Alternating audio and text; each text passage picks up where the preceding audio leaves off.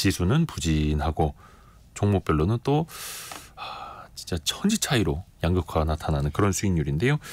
왜 우리 증시는 이렇게밖에 움직이지 못하는가? 이분께 한번 이야기를 들어보겠습니다. 신영증권 리서치센터 이끌어가고 계시는 김학균 센터장님입니다. 안녕하세요. 네, 안녕하십니까? 벌써 이제 상반기를 마무리해야 하는 그런 증시 상황이네요. 네. 근데 그래도 2,800선을 살짝 터치하기는 했다가 네. 또 밀리고요. 네. 어떻게 좀 이게 추세 상승으로 가지 못하는 이유는 어떻게 봐야 될까요? 근데 제 생각에는 네. 어쨌든 우리가 1월 달에 주가가 많이 조정을 받았고요. 예. 2월부터 우리 증시가 크게 보면 이제 바닥을 치고 올라가고 있거든요. 이제 2월부터 나타났던 일이 이 반도체에 대한 기대가 있었는데 생각보다 좋았고 또 중요하게는 밸류업에 대한 논의가 시작이 됐고 네. 또 중국이 뭔가 걱정이 많았는데 경기 부양책을 쓰면서 뭔가 중국 경제 지표가 생각보다 좋게 나왔고 네. 뭐 이게 2월 이후로 우리 증시를 설명하는 주요한 요인들인 것 같고요. 그래서 뭐 길게 보면 특히 미국과 비교해 보면 우리 증시가 2011년 여름에 3,300 갔는데 지금 뭐 한 3년 지났는데 아직도 2,800 좀 못 미치니까 굉장히 답답하고요. 뭐 미국은 계속 사상 최고가 행진을 지난주까지 했으니까요. 네. 근데 2월 이후로 따지면 한국이 뭐 그렇게 뒤처지는 성과는 아닙니다. 일본보다도 낮고. 그래서 이제 제가 드리고 싶은 말씀은 우리가 투자하는 입장에서는 앞서서 이제 우리가 안 해본 거는 늘 그 좀 부럽거든요. 예. 예, 해보면은 또 현실 속에 다 뭐 그 우리가 하는 인생이란 게 다 구질구질한 면이 있고 하다 보면 이제 알아나가는 건데 네.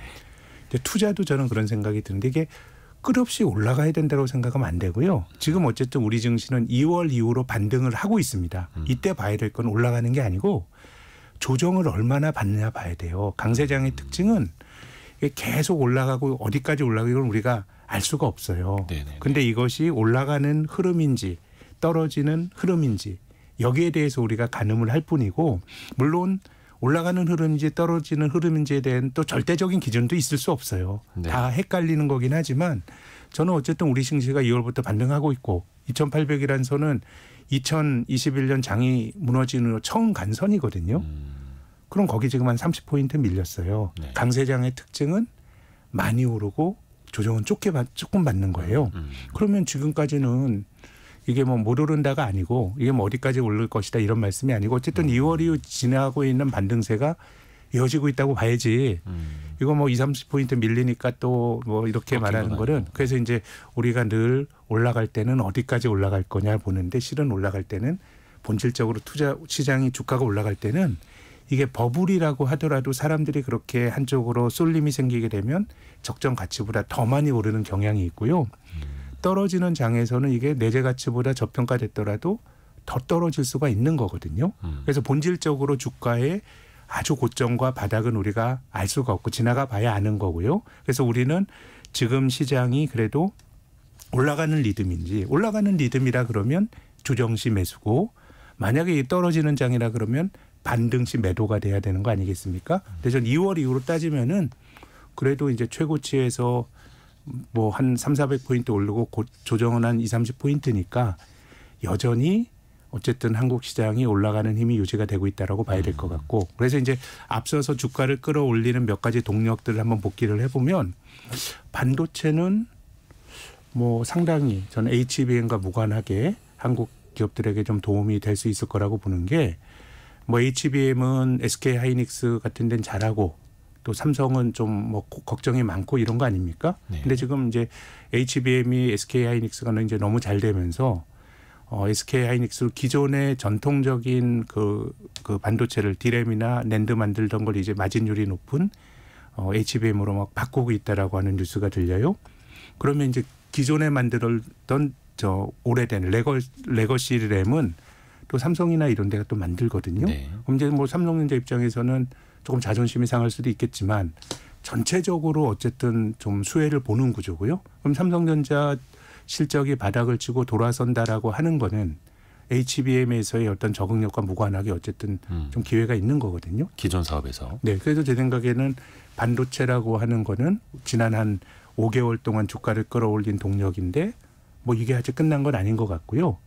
뭐 밸류업은 하기 나름입니다. 하기 나름인데 여전히 이제 불씨를 가지고 계속해서 뭐 상법 개정이라든가 물론 반론도 많지만 이제 진행이 되고 있는 것 같고요. 중국이 경기가 어쨌든 과거에 이 좀 부동산 규제도 풀고 하게 되면 중국 경제가 한 3분기 정도는 일시적으로라도 반등을 했는데 지난 5월 말에 발표됐던 중국의 제조업 PMI 같은 게 생각보다 좀 약했습니다. 네. 그래서 중국은 아직까지 이제 우리나라의 대중 수출은 5월까지 수출을 보면 잘 되고 있기는 한데 중국은 조금 생각보다 약할 수도 있을 것 같고 그럼 이제 주가 끌어올린 요인이 3가지 중에 아직 2개는 저는 살아 있는 것 같거든요. 네. 그래서 이제 주가의 조정도 오른 거에 비하면 강도가 미약하니까 어쨌든 뭐 기존의 어떤 만등 추세가 유지되고 있는 걸로 봐야 될 것 같고 뭐 내용적으로도 뭐 아직은 좀 여유가 있는 거 아닌가 이런 생각입니다. 그래서 지금 이게 뭐 하락장으로 가는 것도 아니고 상승해온 그 흐름 속에는 여전히 있다라고 네. 보시는 거고요. 그래서 많이 오르고 적게 조정받고 그 흐름으로 뭐 2,700 후반까지 그래도 꾸역꾸역 힘들게 올라오기는 했던 거죠.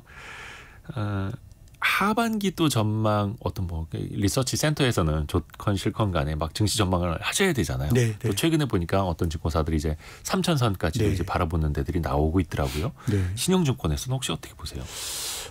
3천이 근데 제 생각에는 여기서 한 5% 정도 오르면은 가는 건가 한 60% 네. 오르면 네, 가겠네요. 그렇죠. 그러니까 뭐 이게 뭐 대단히 못 간다 이렇게 말할 건 아닌 것 같아요. 주식이라고 하는 건 통상적인 변동성이 있는 거기 때문에 여기서 뭐 위로 한 6, 7% 이게 뭐 못 간다라고 말하는 거는 그 못 간다고 말하는 논리를 말하기 위해서 그 설명이 필요할 것 같고 그런 거라 그럼 이게 뭐 대단히 무리가 되는 건 아닌 것 같고 다만 제가 앞서서 이 뭐 반도체나 중국 경기 이런 걸 말씀을 드렸는데 네. 지금 기업 이익 추정치가 상향 조정되고 있는데 그렇다고 하더라도 한국 시장이 이제 이익 기준으로 보면 뭐 고평가된 건 아니지만 엄청나게 뭐 싸다 이렇게 말하기는 힘들 것 같고요. 네. 그리고 또 3천까지 또 가는 것 자체가 지금 주식이 뭐 한 2,400에서부터 2,800 왔는데 이게 뭐 대단한 목표치가 될 수도 없다고 봐요. 그게 목표치라 그럼 그거는 이제 바닥에서 한 400포인트 올라오고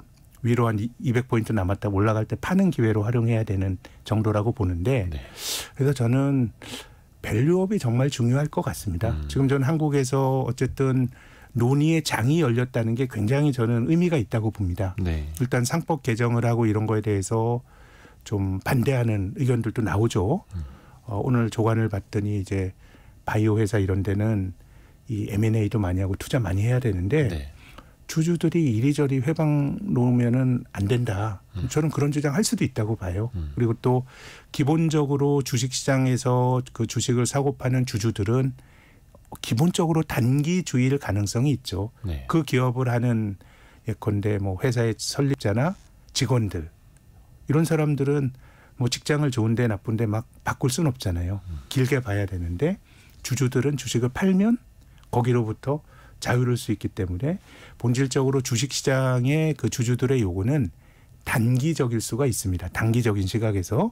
그래서 주주들에게 휘둘리면 뭐 기업의 가치가 뭐 훼손될 수 있다. 이런 주장 저는 올바르다고 봐요. 근데 이제 중요한 거는 입장 차이가 있는 거니까요. 입장 그거는. 차이가 있죠. 네. 근데 이제 우리가 그럼 이제 다른 각도에서 보면 한국에서 주주들이 막 휘둘러 가지고 장기적인 기업 가치가 훼손된 사례가 단 한 가지라도 있나? 라고 보면 저는 잘 안 떠올라요. 그렇죠. 일단 주주들에게 그렇게 휘둘려 본 사례가 있나? 라 그러면 그런 게 안 떠오르거든요. 오히려 지금은 이제 경영권을 더 공고히 할 수 있는 환경들이 더 강하죠. 네. 그래서 저는 우리가 여러 가지 진행되는 밸류업에 대한 논의의 어떤 과정도 그렇고 전 하다 보면 부작용이 있을 수 있다고 봐요. 특히 이제 주주들이 가지고 있는 어떤 단기주의가 가져올 수 있는 부작용은 있을 수 있다고 보고 그런 점에서 네. 보면 저는 뭐 이제 장기 투자하는 주주들에 대한 여러 가지 좀 인센티브 같은 거 예컨대 저는 차등 뭐 의결권 같은 것도 고려할 수 있다고 봅니다. 프랑스 같은 데 그렇게 하거든요. 네. 오래 가지고 있을수록 더 발언권이 높고 근데 이제 제가 드리고 싶은 말씀은 이 한국에서 과연 어디가 결핍이 있냐라는 거예요. 소액 주주들에게 흔들릴 수 있다라고 하는 건 제 생각에는 가상의 걱정. 그렇지만 현실적으로 일어날 수 있는 걱정이에요. 그렇지만 코리아 디스카운트라고 하는 거는 한국에서 주식 들고 있는 사람들이 대접을 못 받는다라고 하는 거는 오랫동안 지속되어 온 객관적인 실제거든요. 네. 그래서 저는 우리가 인간사에서 벌어지는 모든 일들이 야 이게 벌어지면 하나의 부작용으로 있어서는 안 돼라고 생각하는 관점 자체가 저는 그건 옳지 않아요. 우리가 그 뭐 밸류업이 됐건 세상사에서 벌어지는 모든 일이 이렇게 저렇게 하면 부작용이 발생하니까 이거를 아예 원천 봉쇄한 무균실에서의 실험이 아니에요. 우리가 하다 보면 당연히 부작용도 나타나지만 전체적으로 한국 금융시장이나 한국 사회의 결핍이 뭐냐라고 보면 저는 주주들의 전횡으로 인한 부작용은 하나도 저는 잘 안 떠오르거든요. 한국에서 주주된 사람들이 지금 가지고 있는 일종의 어떤 주주권의 대접을 못 받아서 뭐 미국으로 가고 이런 것들은 나타나고 있기 때문에 그래서 저는 이런 것들이 어쨌든 각자의 입장에서 목소리를 높이는 건 굉장히 좋은 과정이라고 봅니다. 기업은 기업의 입장에서 주장을 하고요. 좀 그런 주장할 수 있다고 봅니다. 그렇지만 전체적으로 우리 사회에서의 결핍이 뭐냐라고 보면 저는 주주권이 조금 제대로 대접을 못 받았던 데 있다라고 보는 쪽이고요. 그렇게 본다 그러면 저는 일본도 요즘 일본 증시에서 외국인들이 주식을 팔고 있고요. 네. 또 일본이 여러 가지 실험을 했지만 일본 경제가 본질적으로 좋아졌다. 저는 이런 증거는 못 찾는다고 봅니다. 네. 일본이 1분기 GDP 성장률 마이너스 성장했습니다. 저는 일본 주가가 그래도 89년에 기록했던 그 말도 안 되는 버블까지 크게 보면 10년 동안 올랐던 거는 저는 아주 냉소적으로 일본 시장의 지난 10년을 평가하면 미래는 모르겠어. 주식 투자 미래를 보는 거지만 미래는 모르겠지만 일본이라고 하는 나라와 기업들이 길게 보면 2차 세계대전 이후로 벌어놓은 게 굉장히 많은데 이제 그것들이 주주들을 중심으로 안 쓰여지다가 주주들을 위해서 한번 쓰여지면서 워낙 쌓아놓은 게 많은 나라이기 때문에 아주 냉소적으로 말하면 과거에 벌어놓은 거 까먹으면서 한 10년 올랐다. 이렇게 평가할 수도 있다고 봅니다. 네. 저는 한국도 뭐 일본보다 더 그 자산가치 대비 저평가된 그게 그 정도가 심한 나라이기 때문에 네. 지금 밸류업이나 이런 것들이 1, 2년짜리로 보지 않습니다. 아주 냉소적으로 한국도 옛날에 벌어놓은 거 까먹으면서만 가더라도 저는 아주 몇 년짜리 강세장이 될 수도 있다라고 생각하거든요. 네네. 그래서 저는 물론 이제 과거의 것을 소진하고 이렇게 많은 거는 너무도 비극적인 일이고요. 그 과정에서 뭔가 또 새로운 기회를 만들어야 되는데 그래서 저는 밸류업에 대한 게 한국 시장이 좀 굉장히 잘 될 수 있는 좀 주주 친화적으로 바뀌게 되면 주가가 많이 오를 수 있다고 생각합니다. 그러게요. 부작용이 있을지언정 우리가 설정한 그 방향으로 계속 가야 한다. 이제 밸류업에 네, 부작용은 줄이고 다만 이제 출발부터 아주 부작용을 뭐 우리가 경험해 보지 못한 가상의 걱정을 가지고 이 부작용이 있을 테니까 안 하자라고 하는 건 저는 그렇죠. 반동이라고 생각합니다. 근데 또 뭐 일각에서 이제 반발은 있을 수는 있겠습니다만 어찌 됐든 간에 상장한 공개 기업이 된 IPO를 한 주식회사라면 주주들과 또 함께 가는 게 너무나 당연한 거예요. 그러니까 우리나라 기업들도 왜 그러면 우리가 주주 친화적이지 않는가라고 보면 네. 기업들도 할 말이 있는 기업들이 있어요. 특히 굉장히 오래된 기업들. 상장하는 이유는 자본시장에서 주주들에게 주식을 팔아서 자금 조달하는 거잖아요. 그런데 네. 우리나라에서 오래된 기업들 많은 기업은 상장을 원치 않았는데 등 떠밀려서 상장한 기업들도 꽤 많거든요. 뭐 예를 들어서 6, 70년대는 뭐 정부가 하라고 해서 상장한 특히나 이제 있고요. 그 박정희 정권 때 이 그 기업공개 촉진법이라는 걸 만들어서 그땐 자본시장 육성한다고 하면서 상장을 안 하면 페널티를 줬으니까 내가 상장하고 싶어서 했냐 등 떠밀려서 했다라는 거고 80년대 초에 그 김영삼 정권 때 그 전두환 정권 때도 비슷한 상장 장려 조치가 있었거든요. 네. 그래서 저는 그런 행동들이 다 역사적 연원이 있다고 봅니다. 이제 그럼에도 불구하고 한국이 전체적으로 봤을 때 그러면 어쨌든 상장된 회사로 이렇게 오래된 그럴 수 있다는 걸 인정한다고 하더라도 그 전체적으로 봤을 때 한국 경제가 어느 쪽에 불균형이 있냐라고 생각을 하면 물론 그 이후에 자본시장에서 자금을 조달해서 상장한 기업들은 훨씬 더 많을 테고요. 그러면 지금은 어쨌든 이런 것 자체가 굉장히 이 대명천지에 중요한 어떤 그 논의의 화두가 되고 있다라는 것에 대해서 저는 굉장히 긍정적으로 생각합니다. 코리아 디스카운트란 얘기는 제가 96년도에 증권회사 취업한 이후로 한 번도 안 그런 적이 없었어요. 근데 그런 논의는 전부 일회성으로 끝났어요. 네네네. 근데 지금처럼 지속성을 가지고 예컨대만 상법도 바꿔보자. 예. 이랬던 적이 저는 없다고 생각하거든요. 그죠. 되게 뭔가 일취월장은 하고 있는 거죠. 네. 그렇기 때문에 어쨌든 뭐 제 생각에 이제 아까 삼성 포인트 갈 거냐 말 거냐에 대한 이야기인데 저는 결국 뭐 지금 이익 사이클이나 아니면은 뭐 이 매크로 사이클로 보면 뭐 3천까지 간다고 하는데 그렇게 많이 못 거기서 많이 가지는 못할 것 같다는 생각이 일단 직관적으로 드는데요. 여기서 이제 많이 가는 흐름은 저는 소위 말하는 펀더멘탈, 뭐 경제 성장률, 기업 이익 뭐 이런 거라기보다는 지배 구조의 변화가 어떻게 보면 우리 증시 좀 한 5년 정도 혹은 길게 보면 10년 정도 봤을 때 굉장히 저는 중요한 요인이라고 봅니다. 그 정부가 상장을 하라고 해서 상장한 회사들은 아마 대부분 대기업일 거고요. 네. 저는 이제 그런 케이스도 봤습니다. 아예 배당을 안 해요. 그리고 그 최대 주주이자 CEO가 또 엄청난 연봉을 가져가고 이제 호의호식을 하고 있는데 물어보니까 간접적으로 그런 말을 하더라고요. 상장을 한 건 우리 할아버지 때 한 거다. 네. 지금은 이건 내 회사다 이런 식으로 네.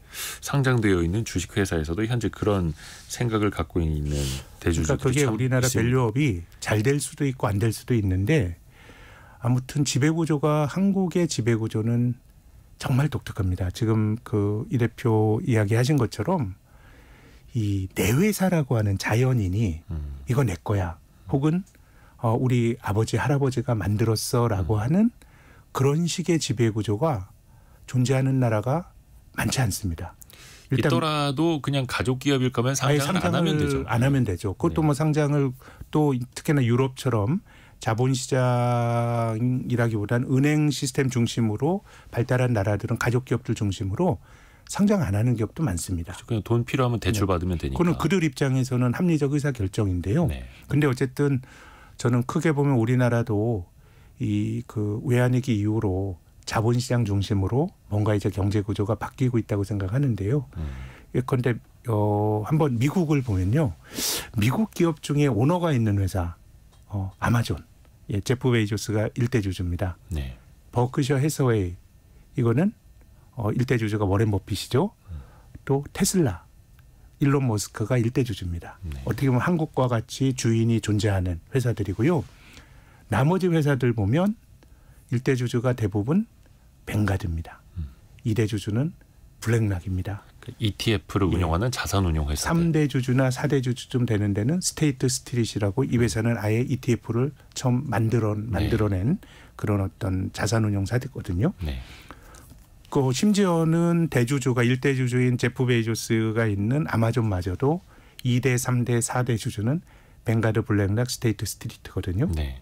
그러니까 이제 미국의 경우에는 한국과 같이 대주주가 특정인이 이게 내 주인, 내 기업이란 게 존재하지 않고 ETF 회사들이 대주주입니다. 지금 뭐 패시브 투자가 너무 활성화되다 보니까 이들은 기업의 경영권에 관심이 없습니다. 뭐 예를 들어서 뭐 아마존을 내가 사고 싶어서 산 건가요? 그냥 미국의 S&P 500을 추종하는 ETF를 사다 보니 아마존이 거기 있으니까 들어간 겁니다. 네. 그래서 이제 미국은 이제 주인이 없다 보니까 오히려 대주주들이 이 주인이 없고 경영권에 관심 없는 ETF 회사들이 대주주이다 보니까 경영진이 막 전횡을 하죠. 번 거를 주주들에게 다 돌려주고 심지어는 버는 것보다 더 많이 자사주 매입과 배당을 합니다. 그래서 미국에서 뭐 스타벅스, 맥도날드, 도미노 피자 이런 회사들이 홈디포 이런 회사들이 아예 기업의 곳간을 주주들에게 다 돌려줘가지고 곳간이 비어있는 자기 자본이 없는 회사들인데요. 미국은 이제 배당, 자사주 매입 소각을 합친 주주 환원율이 90%가 넘죠. 그렇죠. 평균이 그 정도 되니까 일부 회사는 당기 순이익보다 주주 환원을 더 많이 하죠. 제가 말씀드린 뭐 스타벅스 같은 회사들이죠. 그런 회사는 빚까지 내서 자사주 매입을 하는 건데요. 제가 말씀드린 그런 회사들 주가가 올해 안 좋습니다. 올해? 예. 지금 미국 S&P 500은 사상 최고까지만 뭐 스타벅스나 뭐 맥도날드나 홈디포 이런 거는 아마 10% 20% 주가 떨어졌을 거거든요. 네. 빚까지 내서 자사주 매입이나 주주환원을 했는데 이자율이 잘 안 떨어지니까 도저히 이제 자사주 매입을 못 하는 거예요. 그래서 미국은 어떻게 보면 주인이 없는 그런 지배구조 하에서 주주들에게 너무 과하게 저는 주주환원을 하고 있다고 봅니다. 거긴 너무 과하고. 예. 그럼 일본을 볼까요? 일본도 일부 회사들은 주인이 있는데 네. 일본의 대기업격인 이 그 재벌 같은 경우는 그 20세기 초에도 이제 재벌이 있었죠. 뭐 미쓰이나 있었는데 2차 세계대전 끝나고 나서 이 미국 군정이 들어와서 재벌을 해체시켜 버렸습니다. 네. 예.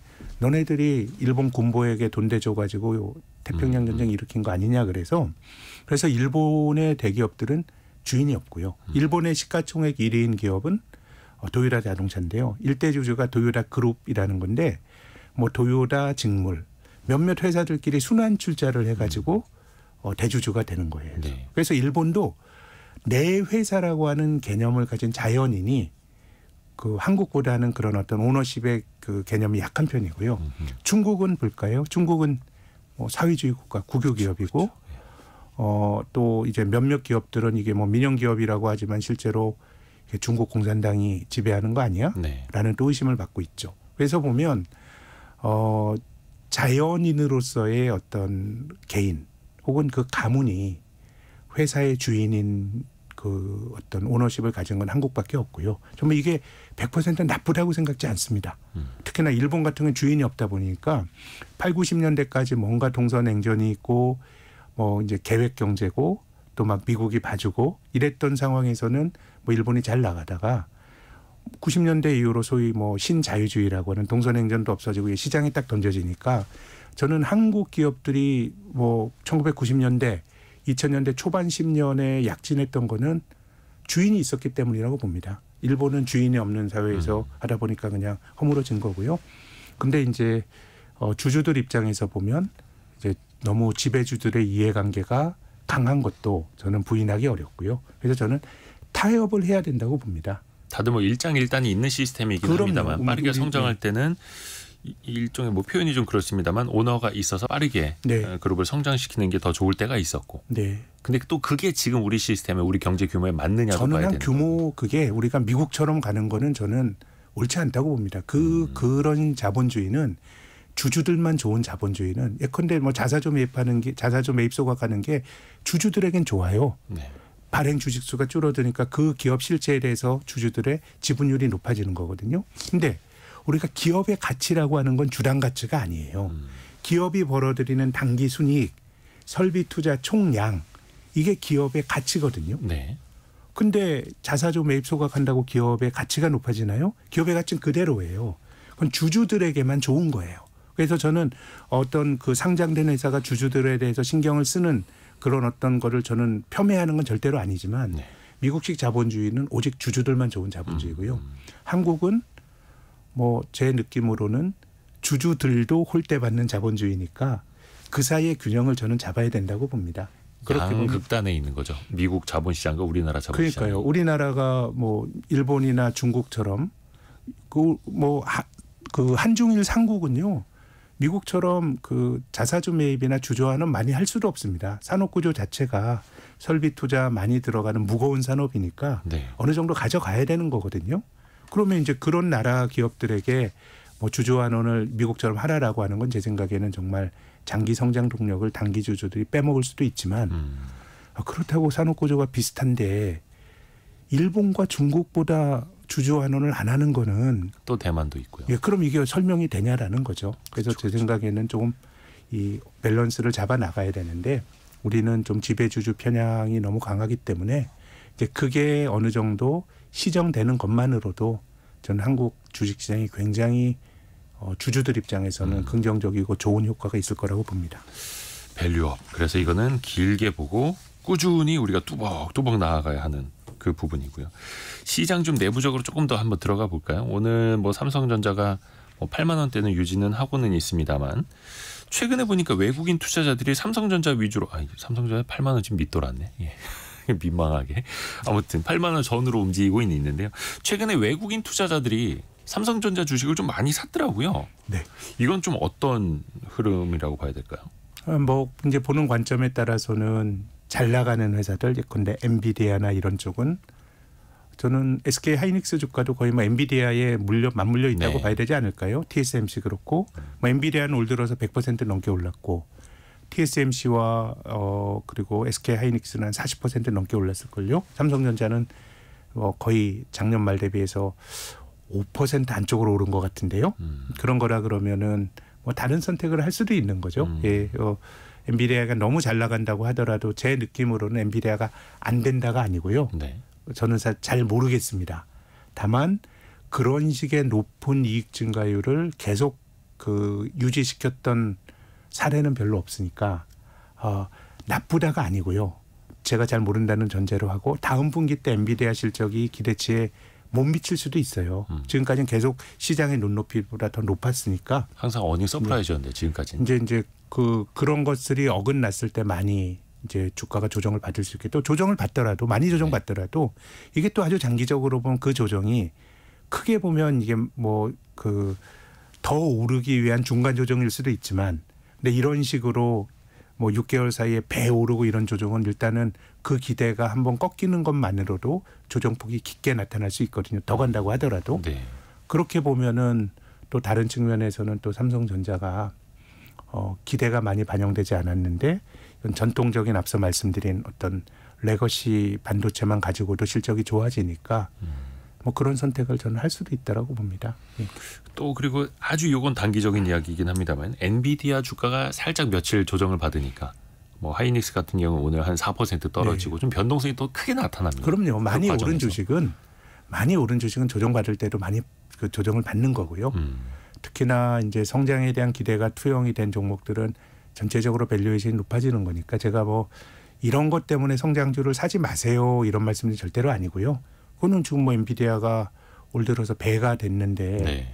뭐 그걸 사는 거는 용기 있고 좋은 선택인 건데 이제 그런 종목들의 시세에 내재가 된 특성은 올라갈 때도 아주 탄력적으로 오른 것만큼 떨어질 때도 변동성이 큰 거는 이제 그런 어떤 게임에 내재가 된 속성이라는 거는 저는 늘 인지해야 된다고 봅니다. 또 그 반도체 관련 특히 이제 메모리 반도체는 세계 1위가 삼성전자, 2위가 하이닉스, 3위가 미국의 마이크론 아닙니까? 네. 그런데 올해는 이제 주가 상승률 보면 마이크론이 거의 또 압도적입니다. 네. 여기도 이제 HBM 한다고 하면서 또 삼성전자, 하이닉스만큼이나 마이크론 실적 발표가 나올 때 네. 우리나라 투자자들도 많이 또 주목할 수밖에 없잖아요. 예. 제 생각에는 핵심은 뭐 마이크론보다 훨씬 더 중요한 거는 엔비디아고요. 네. 엔비디아 그쵸. 분기 실적이 훨씬 중요하고 또 마이크론보다 SK 하이닉스 실적이 훨씬 더 중요한데 근데 어쨌든 마이크론 테크놀로지는 HBM에 다리 걸치고 있기 때문에 뭔가 그들의 실적과 향후 전망을 통해서 HBM에 대해서도 투자자들이 아이디어나 어떻게 돌아가고 있구나라는 걸 알 수 있을 테고 또 이 마이크론은 또 어떻게 보면 레거시 반도체도 많이 만드는 회사거든요. 네. 그래서 그쪽은 좋을 거라고 생각하는데 두루두루 제 생각에는 뭐 미치는 영향력이 좀 클 것 같습니다. 근데 지금 이제 눈높이는 계속 마이크론 테크놀로지 그 EPS 전망치는 계속 높아지고 있고요. 주당 순이익에 대한 전망치가 계속 높아지고 개선되고 있는데 네. 이제 어쨌든 이제 눈높이가 높아졌다는 게 이제 그 실적이 막상 발표가 될 때는 또 100% 좋은 건 아닙니다. 그걸 또 충족해야 되니까. 이미 이제 그런 기대치는 상당히 많이 주가가 반영하고 있는 거니까요. 그래서 뭐 지금 시점에서 마이크론 뭐 실적을 예측하고 이런 거는 뭐 부질없는 일이고 나온 거를 보고 판단을 내려야 되는데 어쨌든 엔비디아만큼 중요하진 않지만 전체적으로 올해 좋았던 AI 관련 주들의 전반적인 주가 흐름을 가늠하는데 또 나름 또 시금석이 그 방향태가 될 수 있는 그런 실적이라고 봅니다. 그리고 또 시장에서 최근에 중소형주가 특히 올해 많이 또 부진합니다. 네. 코스피 지수랑 코스닥을 비교해봐도 그렇고 뭐 코스피가 그렇다고 많이 오른 것도 아닙니다만 물론 미국에서도 뭐 러셀 2000이라든지 중소형주는 상대적으로 뭐 빅테크 수익률에 비해서 굉장히 저조한 수준이긴 한데 국내 시장 이야기를 놓고 보면은 왜 이렇게 중소형주가 더 힘을 못 쓸지 어떻게 보세요? 그 배경은?